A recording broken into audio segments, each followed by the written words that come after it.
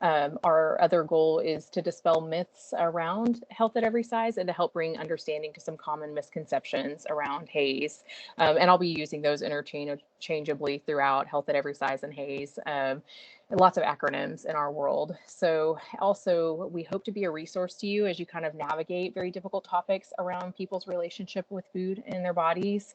We acknowledge that these are often really tough things to talk to clients and patients about. And we just kind of hope to be a resource and leave some time at the end so that you can ask any questions or, anything specific or more that you would want to know that we didn't address. So getting started, health at every size, and I think Sarah's going to talk a little bit more about some of the misconceptions. A lot of people think that they know what it is, but they don't know that there are actually 5 principles to health at every size. And I always love to kind of root back and read these because I think, wow, like it really covers a lot, like the whole person across the whole spectrum. So the first principle of health at every size is weight inclusivity, accepting and respecting the diversity of body shapes and sizes that we find in people and our patients and clients. The second principle is health enhancement, recognizing that health and well-being are multidimensional and that they include physical, social, spiritual, occupational, and intellectual aspects. The third principle is respectful care. We promoting all aspects of health and well-being for people of all sizes to give respect across all the diversity that we see in people. The fourth principle is eating for well-being. Sarah's going to address that. I always tell people I am not a dietitian, so I defer to the dietitian to talk about these things. Promoting eating in a manner which balances individual nutritional needs, hunger, satiety, appetite, and pleasure. And then the final principle is life-enhancing movement, promoting individually appropriate, enjoyable, life-enhancing physical activity rather than exercise that is focused on weight loss. I'm going to kind of talk about a few of these: respectful care and weight inclusivity, and then Sarah's going to talk more about the health enhancement, eating for well-being, and enhancing movement. So starting out kind of talking about weight inclusivity and what is weight inclusivity. From my perspective, weight inclusivity is treating every client the same, regardless of their weight, shape, or size. This looks like in my practice, eating disorders exist across the weight spectrum. So treating all of my clients equally the same, no matter what their body shape, weight, or size is.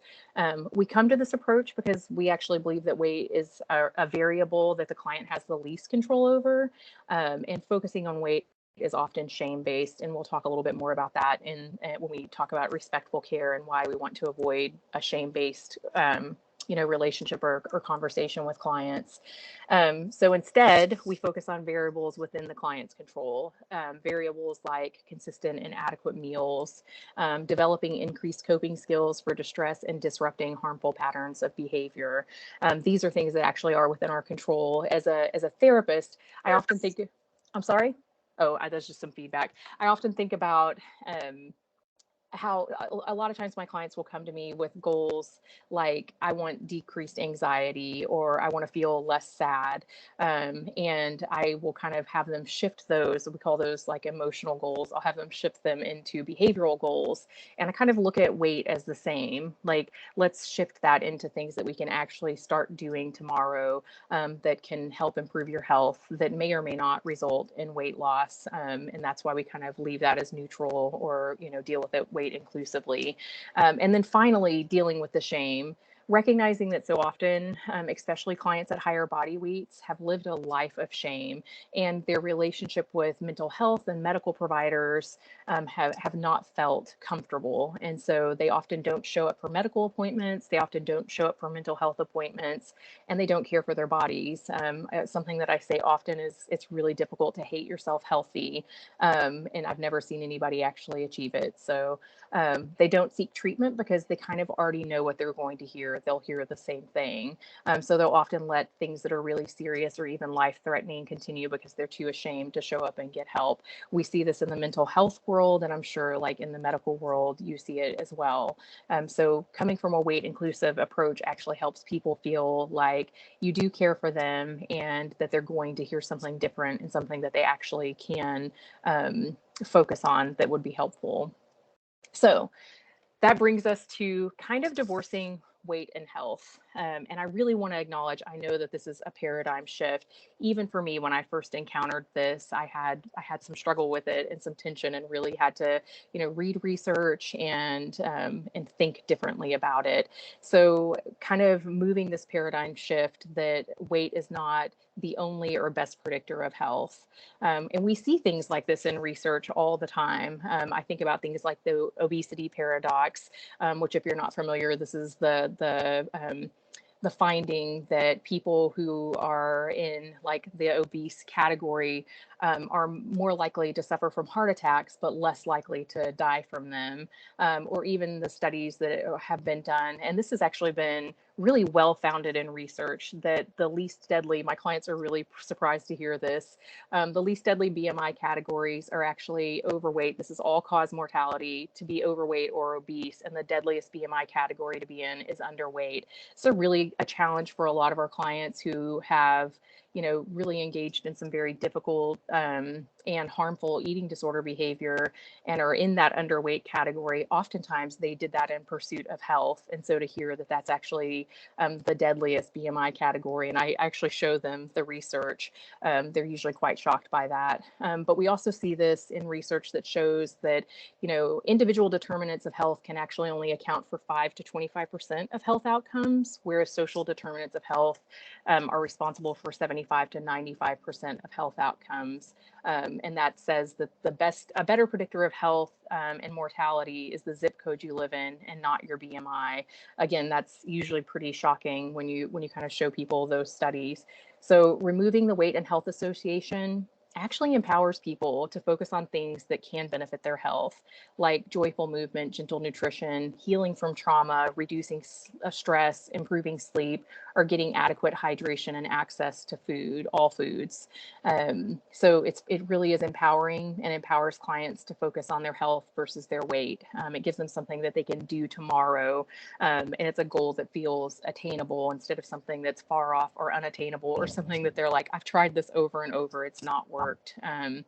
And from a therapeutic perspective, this approach actually works with the way people's brains work. When I kind of wrestled, when I first kind of heard about weight inclusivity and a weight inclusive approach, I kind of thought about it from everything I'd learned as a therapist about just human psychology and the way that minds and brains work. And this treatment modality, and particularly intuitive eating and health at every size, actually work with people's brains.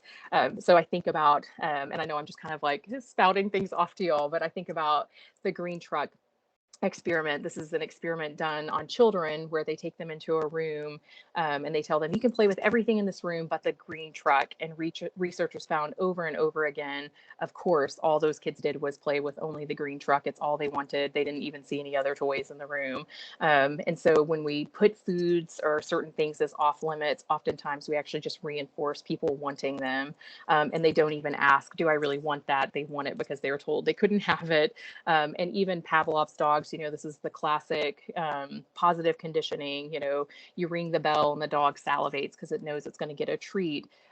We know that positive conditioning actually works better than negative conditioning. And so how can we reward choices from a positive framework versus, framing them negatively? And I think that health at every size and intuitive eating fit really well into the way that people's brains actually work.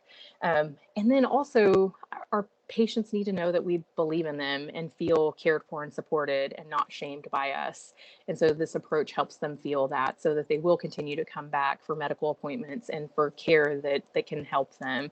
And then my final thing that I really wanted to address is that children are actually particularly vulnerable to shame and weight focus. Sarah and I probably have, I can think of at least 10 clients right now on my caseload that developed life-threatening and life-altering eating disorders between the ages of 10 and 12. And they will root it back into an experience that they had with a medical provider where they felt shamed. And the really sad part about that is children have to grow. And so they feel shamed for something that's developmentally normal and natural. And we know that they have to gain body fat to be able to start puberty. And so this kind of puts a weight focus on them during a time where they have no choice but to gain weight, and it sets them up for a lifetime of just dieting and weight cycling. I think Sarah's going to take over now. So if you're ready, go ahead, Sarah. Thanks, Celesta. So moving into the specific principle of health enhancement, I have the definition here from ASDA, which is the Association of Size Diversity in Health, which is a great resource with Health at Every Size. And actually, this group owns the trademark to Health at Every Size, so something to be just aware of and a reference point back to. And so within this definition, there are two things I would really want to point out. One is that the first part really focuses on health policies. And like Celesta talked about, as zip code being a better predictor of health than anything else, that health policy is such an integral part of increasing access to care and opportunity for care and being able to have care that meets a person where they're at. However, since we're focusing on clinical practice today, we're really going to not talk about that today, but it would be a failure on my part if I didn't mention how important that was to Health at Every Size. Today, we're really focusing on the second part, which is the personal practices, the things that your clients and your patients can do to improve their overall health and well-being. And I think when we're talking about complex principles, it's really easier to understand it sometimes from looking at the opposite perspective. So not what it is, but the things that it's not. And so that's where we'll be jumping in today with health enhancement. And Celesta, if you can move that slide forward for me, please. So the first here is looking at the common misperception that a health at every size approach is anti-health. Many people hear that and they think, well, that doesn't have anything to do with health, actually, when the reality is we're shifting how we define health. And like Celesta talked about with weight inclusivity, we're shifting that perspective from a weight-centric model where we use a number or BMI to define health to looking at a much broader perspective of health. And so instead of looking at that single number, we're taking a step back to look at health behaviors or those personal practices that people engage in. And I think understanding why that's important is helpful too, because number one, we have extensive research dating back to the 1950s that diets just do not work. Well, people can go on a diet and they can lose the weight, but it's only in the short term. So when we look at the long term, which is only defined as 2 to 5 years, we see that 95 to 98% of people gain that weight back, and 66% actually gain back more weight than they lost. And so when we consider that, then what we're really looking at when we focus on weight is creating a pattern of weight cycling. So people will lose the weight, gain it back, plus more, go on another diet, lose the weight, gain it back, plus more. And when we're looking at adolescents and children who are on diets from a very young age, then we're creating this lifelong pattern of weight cycling, which we know has both physiological and psychological ramifications that are harmful to health. And so that dieting aspect with that weight focus keeps people in that cycle and interferes with health. And we see this replicated as a system at large, just looking at a couple of years ago, Weight Watchers came out with a summer program saying that teenagers and children could come to Weight Watchers for free. And some people really applauded that, but then there's a huge outrage over that because when we look at Weight Watchers and their model, they rely on repeat customers. They will openly profess that their customers return to Weight Watchers 5 times over their lifespan. And if we think about how that weight cycling pattern works, for them to offer children free dieting services, what they were doing was creating these lifelong customers, not creating patterns of health, just creating a pattern of being on a diet or being off a diet and causing more psychological and really physiological metabolic distress as well. And so when we hold that and we're thinking about eating disorders, then when we are focusing on weight, we're keeping children stuck in that pattern. But also, like Celesta talked about, a lot of eating disorders are pediatric in nature. Even if the presentation isn't in pediatrics, maybe it's an adult that comes in, one of the questions I ask them is, tell me when the first time was you were concerned about your body or your eating. And oftentimes they will tell me, I was 8 or 9 or 10 years old, or I've never had a time in my life ever that I haven't been concerned about my food or my body. And so if we can begin to shift perspectives from a very young age, we really are creating patterns for lifelong health and well-being that is lasting and not intermittent. Another thing to consider is that when we're focused on weight and weight alone as a factor for health, then it becomes focusing on weight loss at all costs. And what happens here is then we see riskier weight control behaviors, particularly in adolescents. So skipping meals, fasting, smoking, laxatives, and vomiting. And all of this is in the pursuit of weight loss. And really, in a global perspective, we know none of those behaviors are healthy. and would want to work on challenging that and creating helpful patterns. And so working to find that balance and help instill those patterns in adolescence from a very young age. And so with the health perspective, we're just shifting how we define health. If you could switch that slide, please, Celesta. And so an anti-diet approach, and I'm going to use that interchangeably with HAES here, so bear with me. An anti-diet approach cares about health.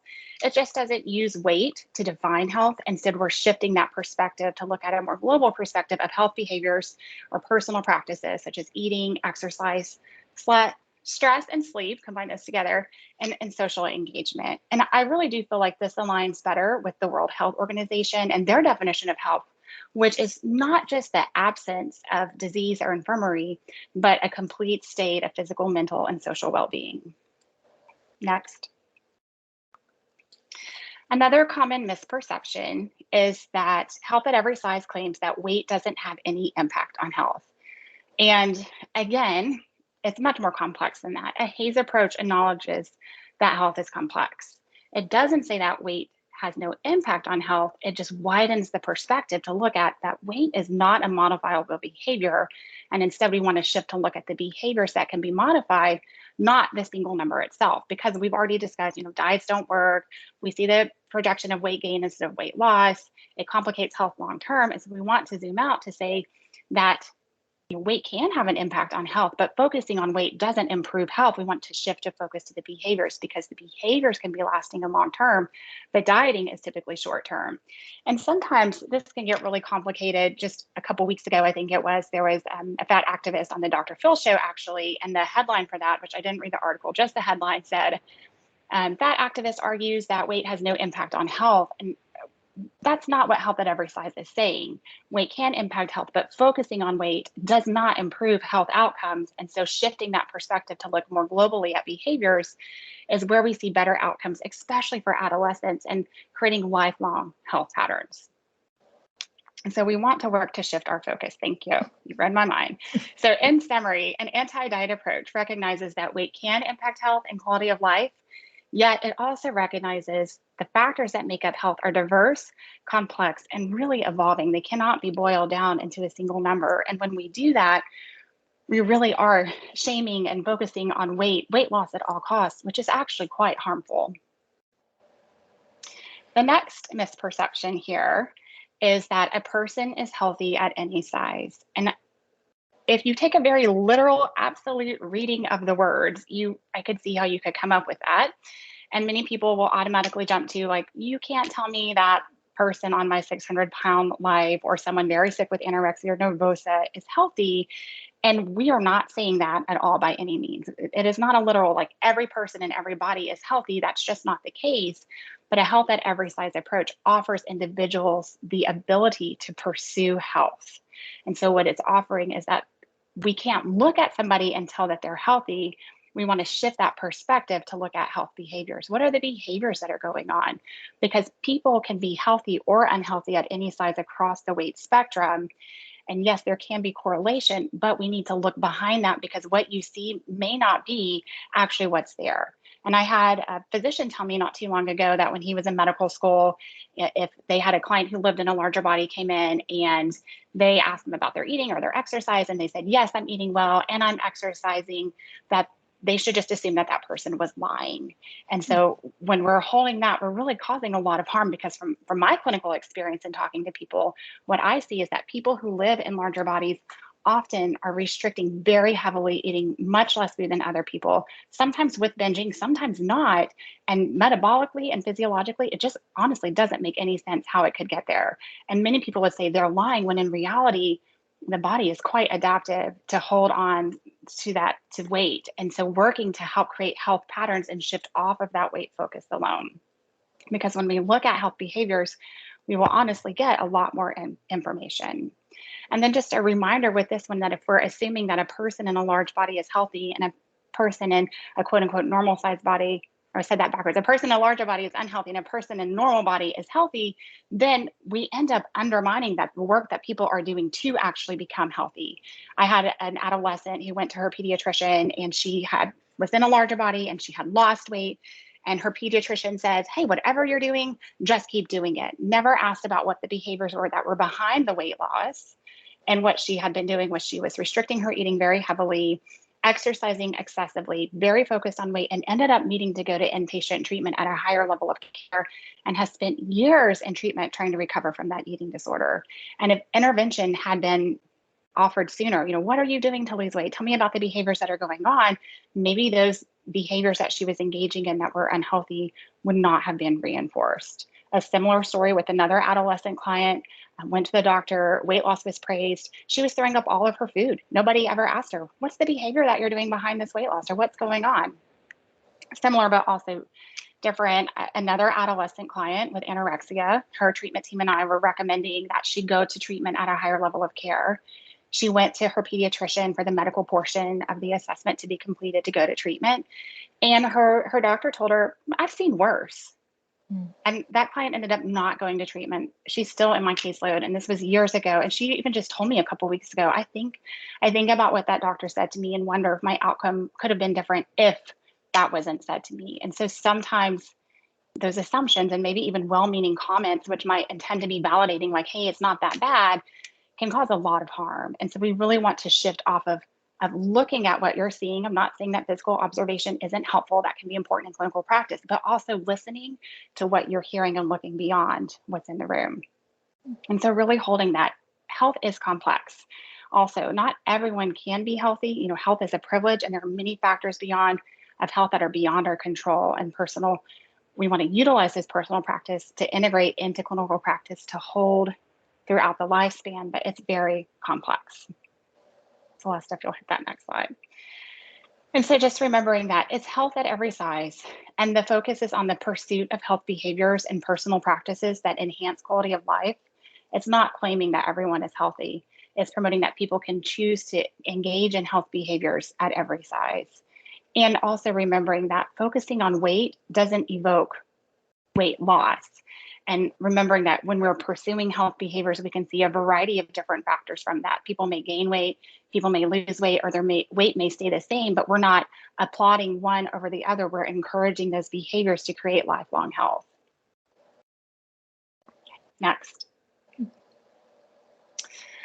Another common misperception here is that health at every size is anti-weight loss. And this is very nuanced. I want to be very clear. A HAES approach actually isn't against weight loss. It's against the intentional pursuit of weight loss. Sometimes it can take a minute to wrap your head around that subtle difference. I'm going to say it again.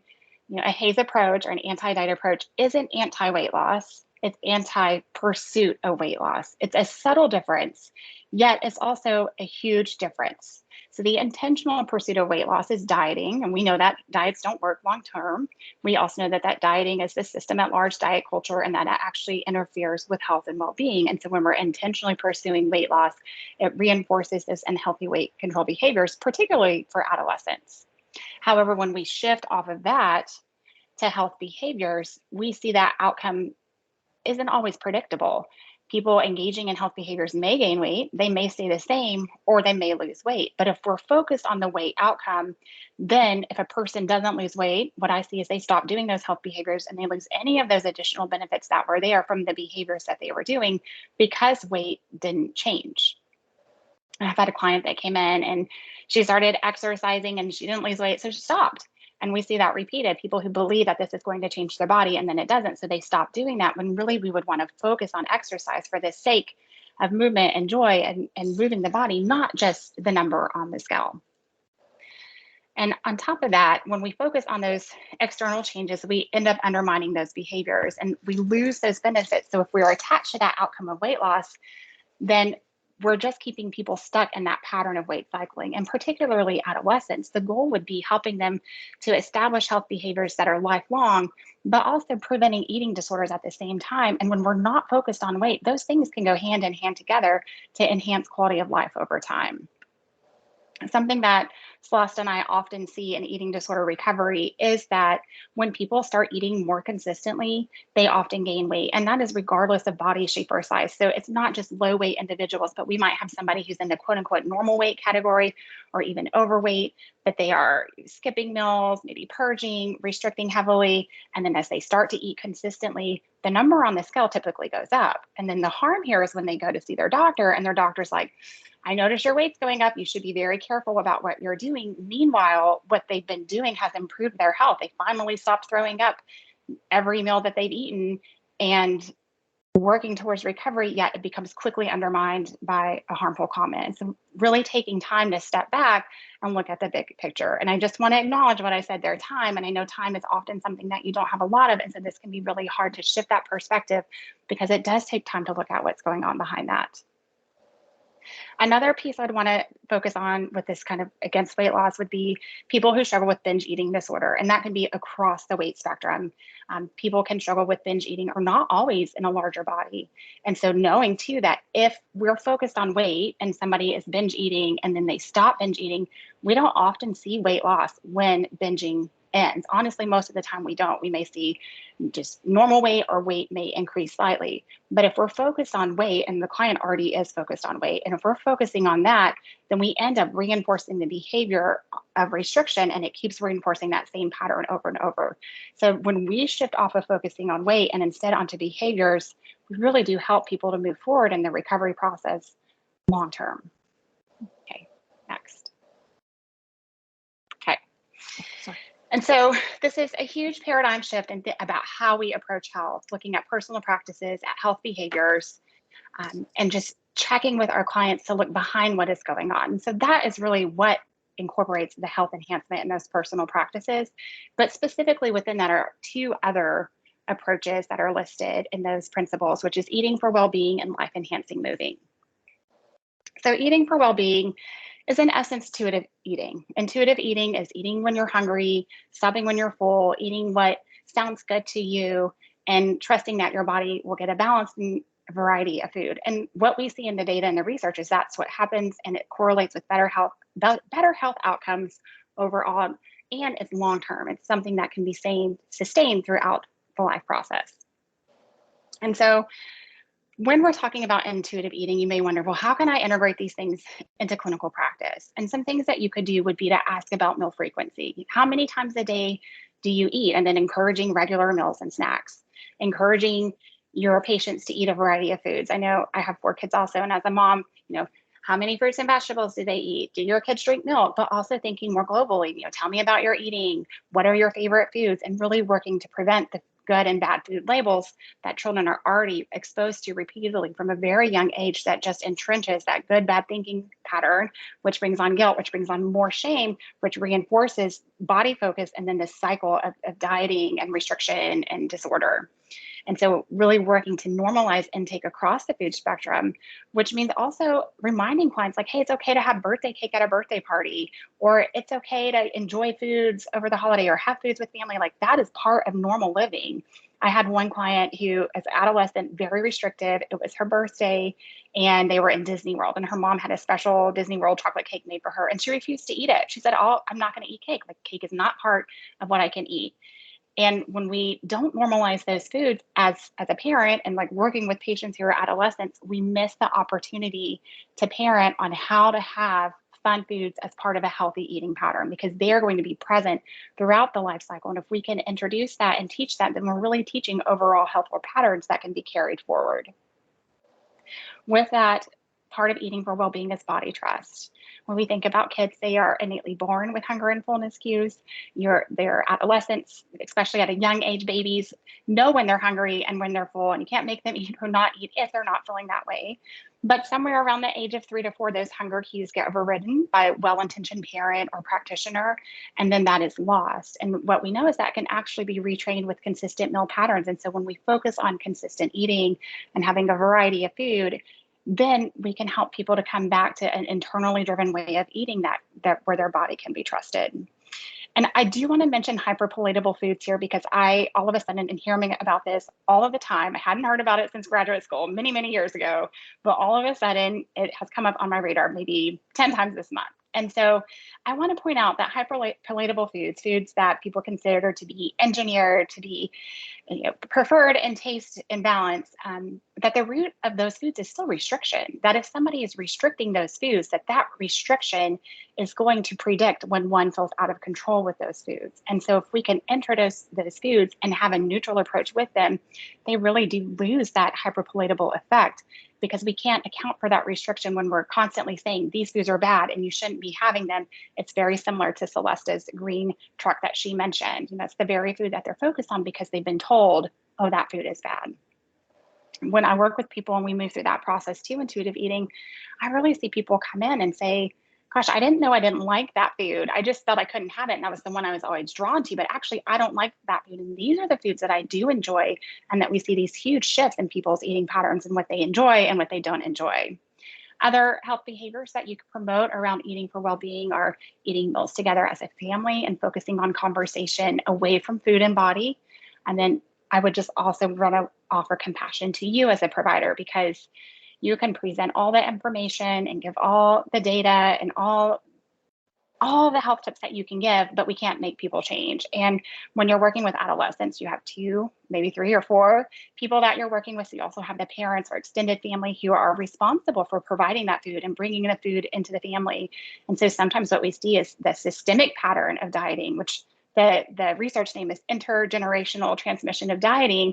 And what we see is it's passed down from generation to generation. And by shifting that to look at health behaviors, we're really disrupting a whole system at large. And so just compassion in that it's so hard to do that. And then shifting to the next principle here, which is life enhancing movement.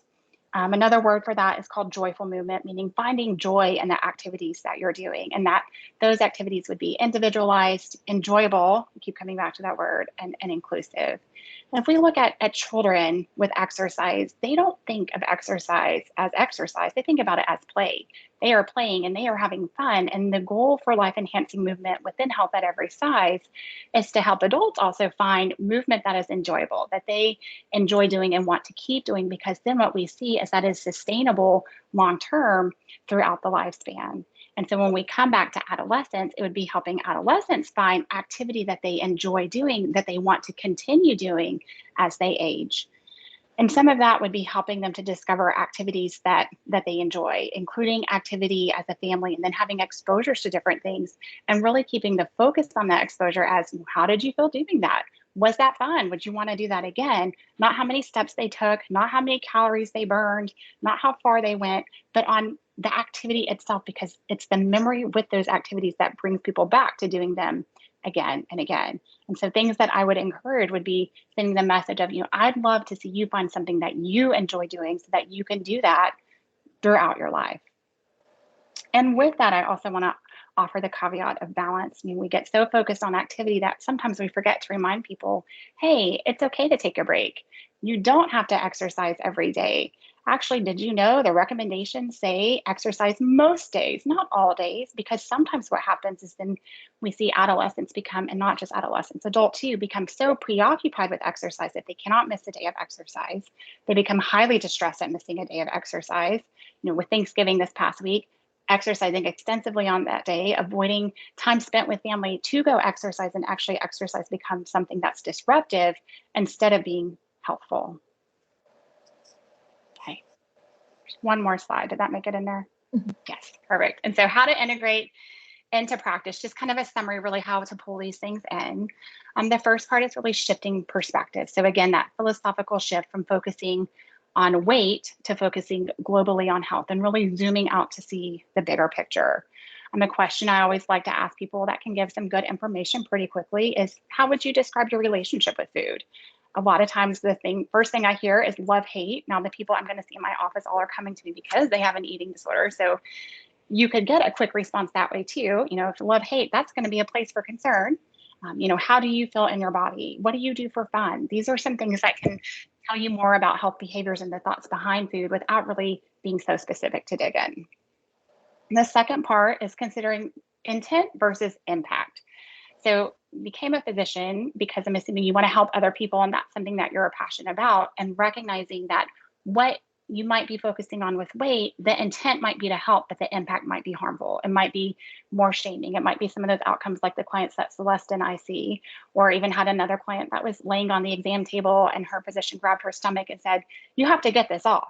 And all that person thought was so much shame. They actually left that appointment and went and binged, and it did not evoke any of the change that they wanted. Instead, that patient refused to go back to the doctor. And so when we're talking about access to care, we really want to create a place where your clients, your patients feel safe, particularly with adolescents. Because if we think about adolescents and their experiences with their providers at a young age, that predicts that they're going to pursue healthcare ongoing throughout the lifespan because they know that they have a positive, safe place where they can go for help. Another important place to look at to integrate in is awareness. And just remembering that the very behaviors you praise could be disordered. And this gets really tricky. And if you've listened to some of my presentations before, you know, I always say I don't recommend complimenting weight loss. And that can be really tricky because you might have somebody who's worked hard to pursue this weight loss, but not praising that because you don't really know what you're praising. So if you are going to get praise, use it very judiciously and make sure you know exactly what you're praising, because you could be reinforcing an eating disorder or disordered eating patterns or something that's actually not helpful at all. And so one of the ways that you can give praise without praising the behavior would be to describe what you see. It seems like you really enjoy running. I see you having a variety of foods, and then that gives the child the opportunity to affirm what they're doing or to give you feedback. Actually, I hate running and I only do it because I feel like I need to lose weight. And that really opens the door to a deeper conversation. Another important factor here is curiosity and keeping a non-judgmental approach, not just assuming that they're lying, but thinking about, okay, what else is going on here, and listening. The common things that I hear is listening with your eyes closed, not just looking at what you're seeing, but really listening to what you're hearing. And if you think that person is just lying to me, maybe asking different questions or thinking, what is their lying trying to protect, and getting to the root of what's underneath that so that we can really help them to move forward. And last, I just really want to acknowledge that I know pretty much all of the things that I have talked about focusing on health behaviors takes a lot of time. And I know that time is not something that you really have a lot of. And so really working to screen through, you know, who are the people who need more help and how can we get them to where they can get that help, and where referring can be a huge benefit in finding somebody who can spend more time talking with them. I know for myself, my first appointment with a client is an hour and a half long, and Celeste, I think her appointments are all an hour. And they stay at that length ongoing. So time is something that we can have and what we can have these deeper conversations. So we kind of want to end in what is respectful care. This is that last principle of health at every size. We want treatment to include all people and all bodies. And just as an aside, eating disorders of all varieties exist across the weight spectrum. I wanted to put a little caveat in here about atypical anorexia specifically, which is a diagnosis that a lot of people aren't even aware exists. People are actually moving to try to remove atypical from that diagnosis because actually more people with anorexia qualify for the diagnosis of atypical than people who don't. And so when you're looking at anorexia as a diagnosis, like the larger percentage of people fall into the atypical category. This is anorexia that does not have the weight requirement, all the same behaviors, but not the weight requirement. And so the challenge there about atypical is is it really atypical if it's actually more common? But that exists. So eating disorders of all varieties exist across the weight spectrum. And so knowing that a person can be really harmfully restricting in a larger body, or a person in a smaller body could be doing some really harmful binging, and just kind of having awareness around that. I love this quote by Deb Burgard. This is kind of a foundational person in the HAES movement. We can't diagnose in one set of people what we would prescribe for another. I always think about this when I see providers who put online that they treat weight loss or provide weight loss therapists who provide weight loss and treat eating disorders. And it just kind of in my mind just seems so inauthentic that if I was going to a provider and I'm in their waiting room and they're saying they're going to treat my eating disorder, if I saw weight loss information, I would be very, very confused. And so we have to be consistent and authentic across the weight spectrum, that we're not saying congratulations to one set of people for doing something that we would diagnose an eating disorder in another set of people. So often not giving equal and respectful care for all people leaves the person with the belief that they have to get sicker to get help. And Sarah talked about this. We've had so many clients who will go to their providers and they'll meet all diagnostic criteria for an eating disorder, but not the weight requirement for anorexia. And their clinician will tell them, well, you don't have an eating disorder, your weight is normal. And that kid thinks, okay, well, then I guess I'll get sicker. And why would we want it to get to that phase? Like the analogy that I use is, if you could catch cancer at stage 1, like, why would you want to wait until it was stage 4 cancer, you know? And so like we want early prevention because early prevention saves lives. And so we don't want to reinforce the message that someone has to get sicker to get the help that they deserve. Another point that I kind of wanted to talk about, and this is attachment theory, we're harmed in relationships, but we're also healed in them. So even though as providers, like I know I have done harm as a provider, I'm also capable of providing incredible healing, and so are you. And recognizing that we are the face of mental and medical care that people are going to get, and so we get to provide a lot of healing in their lives. And I just think that's really awesome. And we seek to develop relationships with people where they feel cared for, loved, and supported. Many of our clients report harmful stories like Sarah shared, visiting medical providers. And the truth is, like, medical providers are the front line. My sister is a school nurse, and she has a type 1 diabetic kid in her school. And I tell her all the time, like, you get to impact this kid's journey with type 1 diabetes throughout her life. Like, you're the first, like, consistent face. And so the way you respond when you have to give her insulin, or the way you respond when she's having a high or a low, is going to impact the way that she feels and be the voice that she carries around. And you will see these clients long before Sarah and I do. And so you have a power to kind of be a part of the healing journey. And I just want to encourage you in that. And lastly, I wanted to leave you with some resources. The first is the East Texas Eating Disorder Specialist website. You can find kind of information about all of us. Second is Sarah's website. And I think we can get this slide out to all of you. If not, let me know, and I'm happy to email these links to you. Sarah, I'll brag on her for a minute. Sarah's actually the only certified eating disorder registered dietitian in, what is it, Sarah, like 200 or 300-mile radius? And so a gym in East Texas that we have, a great resource that I've been deeply and profoundly impacted by. The third is the Gaudiani Clinic. This is a medical practice in Colorado that treats eating disorders almost exclusively from a HAES perspective, but also some other medical conditions as well. Jennifer Gaudiani, Dr. Gaudiani, provides a medical minute with a lot of great information that I found really helpful. The fourth is the Academy for Eating Disorders. They actually print a free resource called the Purple Guide. You can get it at this website. You can download it as a PDF. I think you can order physical copies or print them out if you would like. It's a very short guide to kind of what to look for in terms of medical presentation of eating disorders, the lab work that needs to be done. We actually give this to all of our clients to kind of take to their pediatricians when we're getting lab work done. So it's a really great resource. And then finally, there's a resource called HAES Health Sheets. These are actually, they're PDF forms, but I think you can print them out as well. And they're kind of how to treat several different medical conditions from a HAES perspective. It's really helpful. They have one for like type 2 diabetes, non-alcoholic fatty liver disease, high cholesterol, all of these different things. And I love them because they really talk about things that clients can do that are really kind of accessible changes that they can make. And so I'm going to stop the screen share, and now we'll kind of leave some time if y'all have any questions or anything. Sarah and I will be happy to answer them. Thank you, ladies. We appreciate you sharing what you've done with your specialty here today. I don't have any questions in the chat right now. I'll wait for some to be posted, but I do have a couple of things that you shared that I think would be helpful. And the first is, you mentioned the term gentle nutrition. What is gentle nutrition? Celeste, I guess I will answer that. So gentle nutrition is actually one of the principles of intuitive eating, and it's actually the last principle in intuitive eating. And what it says is that when you have a healthy relationship with food and you're eating in this model of intuitive eating and food is neutral, then you can consider nutrition. And people often want to start with considering which one is maybe lower in fat or has more fiber in it.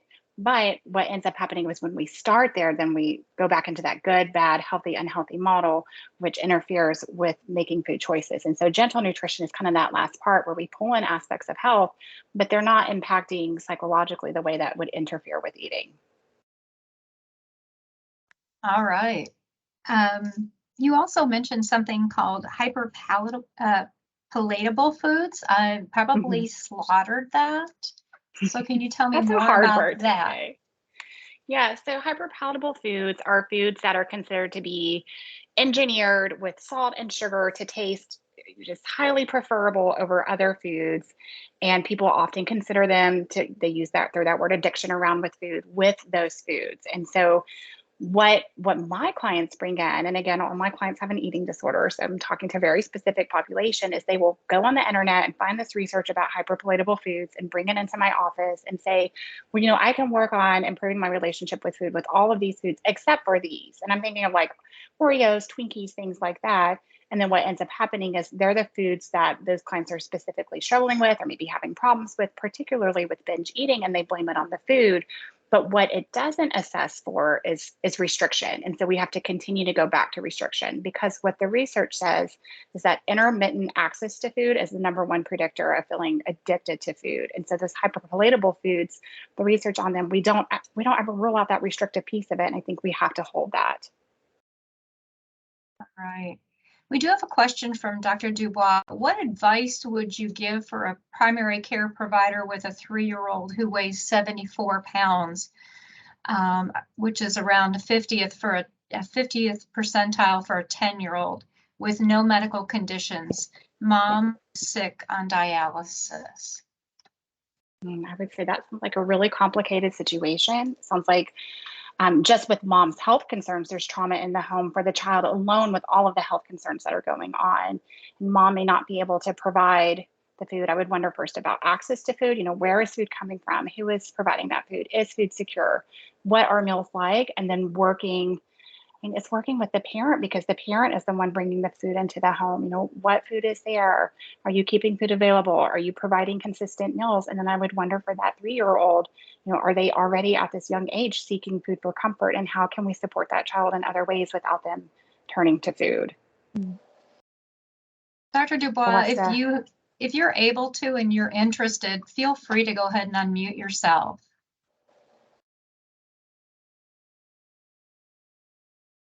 Celeste, did you have something else you wanted to add there? I would also say that I would maybe avoid the weight conversation in front of the child, just because this is a very early verbal kid, but we don't want that to be the first kind of memory that they have of their relationship with medical providers. They'll be having that relationship throughout their life. So I would want it to make sure that it felt like a very loving and health focused relationship and not shaming. And so that would probably be my focus. And then also coming from a coping skills perspective, I don't know if y'all can see my screen, but I always kind of talk to clients about coping skills. Like I would talk about these pens in this jar, and this kid, like Sarah said, if there's trauma in the home and not access to food or whatever, they may have one coping skill, and that may be eating for comfort. We don't want to take that coping skill away. I always talk about it like we would want to add things to that, so whether that's play therapy and them really getting some extra set of coping skills. Well, right now there's 100% chance I'm picking this pink pen. But if I put just this one black pen in, now it's a 50-50 chance. And then we're just going to keep diversifying those coping skills throughout their life. I think often what we try to do is say, okay, you got to stop this eating, if that's even what the what's creating the weight gain. But I would also want to look at medical or weight charts for the family and see is this a pattern? Is this kind of a genetic thing? But anyway, what we often do is want to kind of take that coping skill away. Well, now this kid has no way to cope with, trauma or difficulty in the home. And so what we want to do is add to that. And then that decreases the likelihood that they will only ever be going to food. I tell all of my clients, anything you do all the time will become unworkable. I love to read. It's one of my major ways of coping. But if I read all the time, I think my kids would, I'm like Sarah, I have 4 kids. They would be like, Mom, hello. low. So that's a very positive, good thing. And so is eating. But if you do it all the time, then it can become harmful. That makes sense. So what I'm hearing you say is for those who do have eating disorders that are disordered eating, really looking at what's behind that disordered eating. And that may take that play therapy for that 3 or 4-year-old. How often is trauma involved in the disordered eating? Almost always. Yeah, I would say almost always. And even when we look at trauma, we all have the research of the ACE score correlation with health outcomes. This is adverse childhood experiences. And so oftentimes we've like almost demonized that, like, oh, these bad ACE scores, equal weight gain. And we're not even looking at, wow, what's going on here? And is there a possibility that we can treat the trauma versus just focusing on the weight? So that's what I love about a HAES lens. It gives you so much more to focus on besides just this one factor.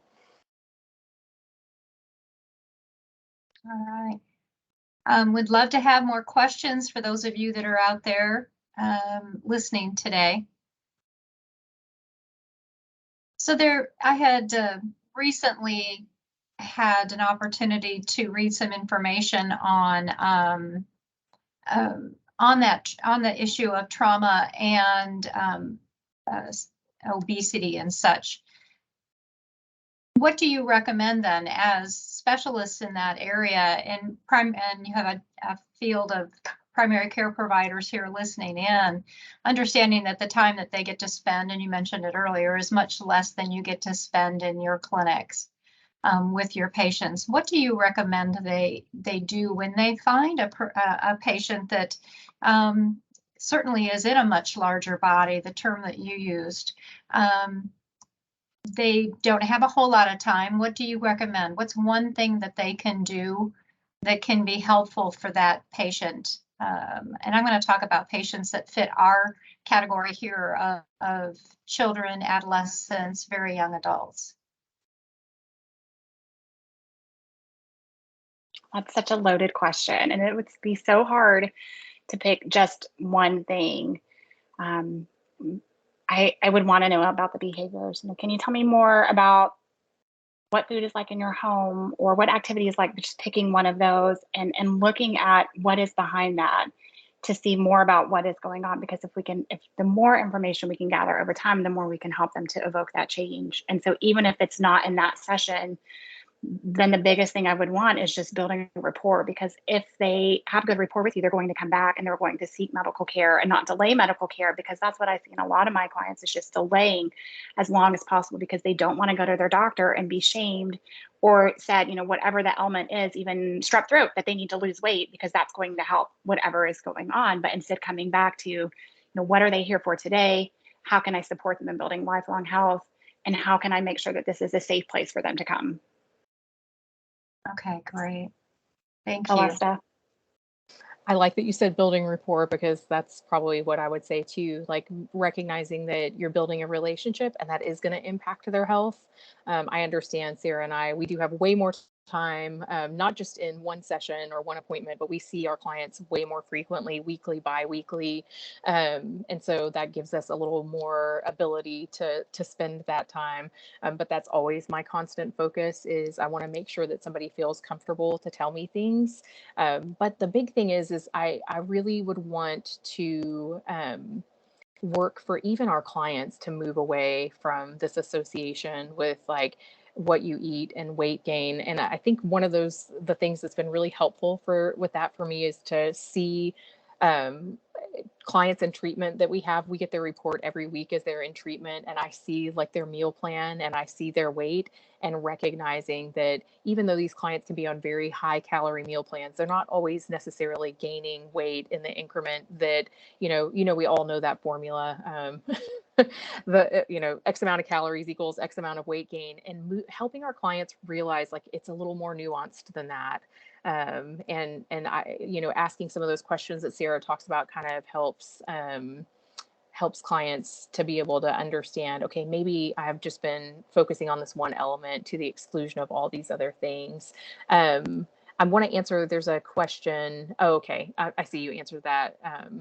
Anyway, about places in the Tyler area for treatment. I wanted to make sure that that was answered. Thank you. Yes, I appreciate that.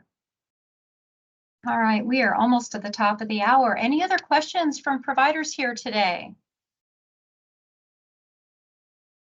I did put links to all of the links on that last slide in the chat. I put all those links in there, so that's available for you. Thank you very much. All right, again, on the screen, you will see the QR code for the Cloud CME.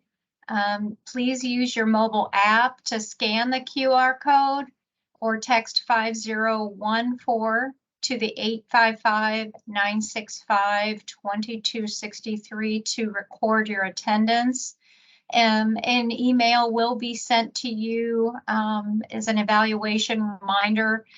You only have so much time to get that completed, and we certainly would like you to be able to have the attendance. Thank you for your time today, Sarah and Celeste. We really appreciate you being here with us and providing this information for us, excuse me. I will be posting this session on our YouTube page for further review for anybody who would like to look at it again. Ladies, may we send out a copy of your slides as a PDF to anybody who's interested in that? Yes. Yeah. Okay, terrific. I have that copy and I'll put it into a PDF form. And I appreciate your time today. Thank you so much. And those of you who joined us today, thank you for joining us for this month's CPAN CME, Disordered and Intuitive Eating in Youth. In December, we will be talking about autism and having the school district with, we'll have the schools with us, excuse me, and they will be sharing with us on the services available for those with autism. And if that goes as planned, we may have a second one available for you as a part 2. And we look forward to seeing you all again. Thank you so much and have a great day. Thank you. You too.